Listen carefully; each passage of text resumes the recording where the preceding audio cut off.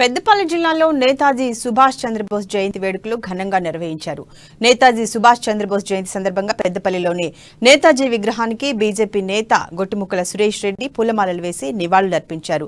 జయంతి గాని వర్ధంతి గాని లేక ఏకైక నాయకుడు నేతాజీ సుభాష్ చంద్రబోస్ అని అన్నారు.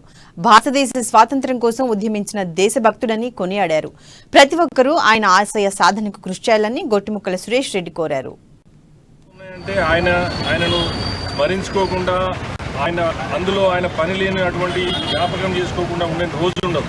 ఇవాళ ఇంత పటిష్టంగా ఉన్నదంటే ఆయన ముఖ్య కారణం.